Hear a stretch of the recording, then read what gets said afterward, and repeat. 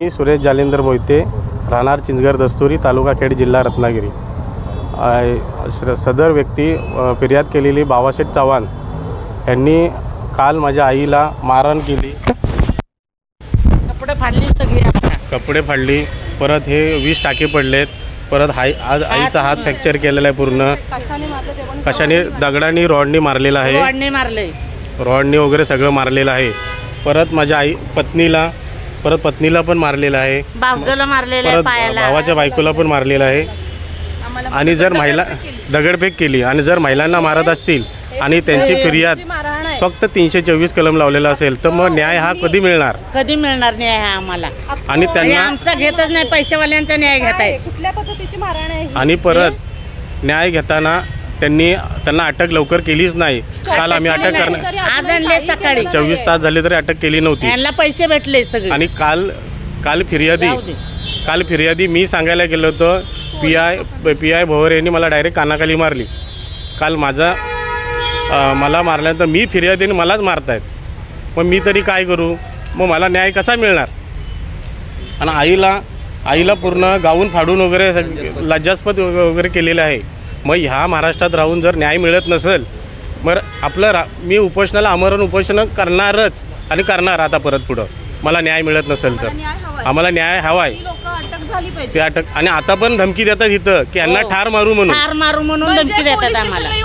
अशी धमकी police station आता पण इथे येऊन मला म्हणतात आम्हाला यांना त्यांना बघून ठार मारू म्हणून। म्हणजे जर मला कोण काय करते म्हणून बघतो बोलते, आणि जातीवाचक पण शिव्या देतात आई बहिणीवरनं शिव्या। मग जर लहान मुलांना पण माझ्या छोट्या मुलांना लागलेलं आहे। माझ्या याच्या पुढे काय करायचं हे मला सरकारने न्याय द्यावा। आणि स्वतः मारण करतात। हां, हे बघा, आज याच्या डोळ्यावर दगड मारलेला आहे। मग आता हे न्याय कसा मिळवणार? यासाठी मला तुमच्याकडनं न्याय पाहिजे, सरकारकडनं मला न्याय पाहिजे। नाही तर आम्ही बघू काय करायचं। आम्ही उपोषणाला बसणार, महिला आयोगाकडे जाणार, रुपाली चाकणकरकडे भेटणार। गावून सगळं फाडलाय माझा, हे सगळे हात कानातलं मिनातलं सगळं पडलंय माझं। माझ्या अन्याय झालाय, मला न्याय भेटलाच पाहिजे। मला न्याय भेटलाच पाहिजे। आम्ही 2 तास इथं बसलोय पण आम्हाला न्याय भेटत नाही। आम्हाला दम देतात तुमचा खून करू म्हणून। आम्हाला साथ देणार नाही, माझ्याच पोराला धरून मारतायत पोलीस पण। लगेच बाहेर आम्हाला म्हणतात तुम्ही बाहेर वा।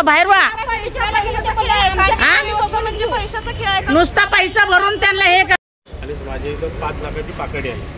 ती 5 लाखाची पाकडी आल्यामुळं ती पाकडी मला त्याला बोलवली की ती पाकडी जबरदस्तीने बोलली ही करायची पाकडी। मी काय बोललो, ती 10-20 हजाराची पाकडी मला नको, मी स्वतःच्या खर्चाने करेन, तर संरक्षण भिंत येऊ दे, मग पाकडी आपण वर करू।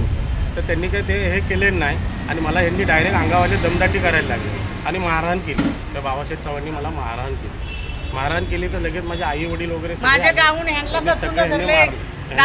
सगळं फाडलंय, लाठीचार केलाय आमच्यावर, त्यांनी मारहाण केली भरपूर आम्हाला।